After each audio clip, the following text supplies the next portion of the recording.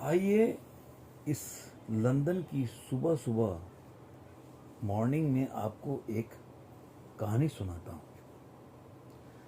बात तब की है जब चार्ली चैपलिन ने फिल्मी दुनिया में कदम नहीं रखे थे।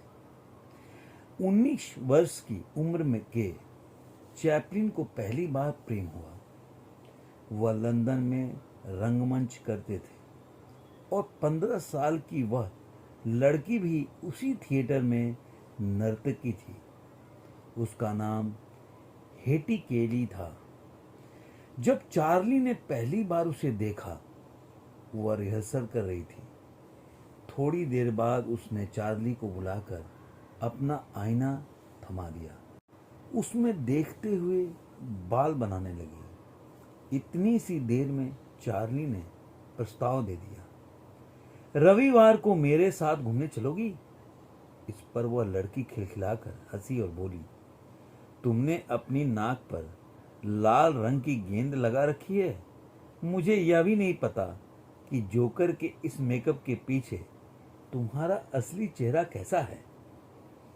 अगले रोज चार्ली ने शो के बीच उसे अपनी फोटो दिखाई और वह मिलने के लिए राजी हो गई। रविवार को जरूरत से ज्यादा उत्साहित चार्ली उस लड़की को प्रभावित करने के तमाम कोशिशें कर रहा था। बड़ी बड़ी बातें, दिलकश अदाकारियां, लड़की बस मुस्कुराती रही। चार्ली उसे महंगे रेस्तोरां में ले गया, लेकिन वह तो घर से खाना खाकर आई थी। दोनों टेम्स नदी के किनारे टहलते हुए बातें करते रहे। उस मुलाकात से चार्ली इतना खुश हुआ था कि हेटी को घर छोड़ने के बाद लौटकर वापस टेम्स के किनारे आया और जेब में जितने पैसे बचे थे वहां सोए भिखारियों को दान कर दिया। चार्ली के मन में अपनी प्रेमिका के लिए जितनी कल्पनाएं थी, हेटी के लिए सबका साकार रूप थी। 3 दिन तक दोनों मिलते रहे, साथ टहलते बतियाते रहे, लेकिन चौथे दिन सब कुछ बदल गया। हेटी केली का व्यवहार रूखा उदासीन था। चार्ली ने उससे पूछा, ऐसा लगता है कि तुम मुझसे प्यार नहीं करती। उसने जवाब दिया, तुम 19 के हो और मैं 15 की। हम दोनों में बहुत अंतर है।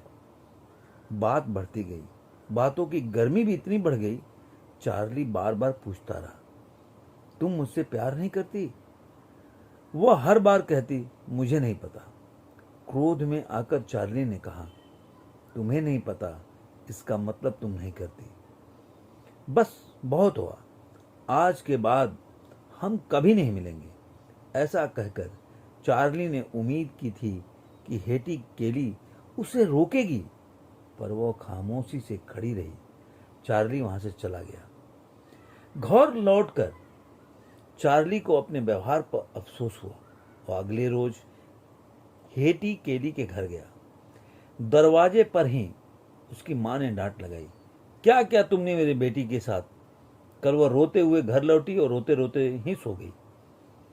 अब तुमसे मिलना नहीं चाहती। चार्ली ने अलग अलग तरीके से मनाने का प्रयास किया, लेकिन देर तक रोते रहने के कारण उसकी आंखें धुली और ताजा लग रही थी। उनमें एक घायल उदासीनता साफ दिख रहा था। क्या कहूं, चार्ली को सूझा ही नहीं। अटकते हुए उसने 2 बार एक ही बात कही, मैं तुम्हें फिर से अलविदा कहने आया हूं, क्योंकि घबराया हुआ था। दोनों ही बार हेटी ने कहा, ठीक है अलविदा। चार्ली उसके घर से बाहर निकल गया। पीछे से एक दरवाजा धीरे धीरे बंद होने की आवाज सुनाई देती रही।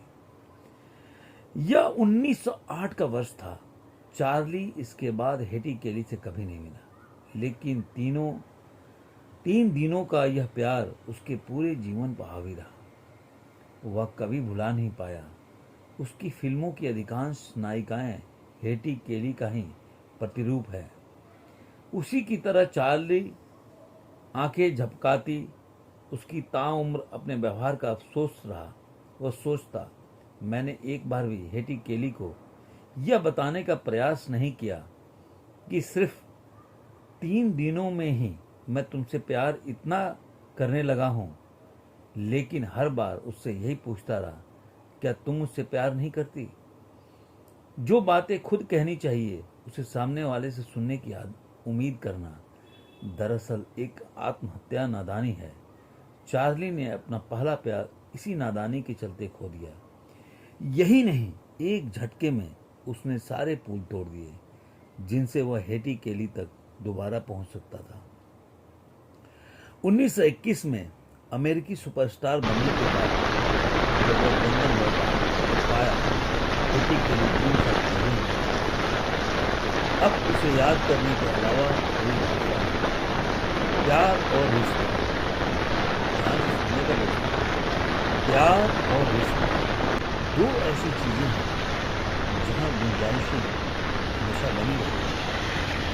एक ही बार में सारे फूल को जला देना महज एक अबोध अक्ल से। आप कभी भी ऐसा जब जीवन में मौका है तो पलट के सोचिएगा कि नहीं हम अक्सर क्यों सवाल पूछते हैं। पहले तो मुझे अपना जवाब जरूर देना चाहिए।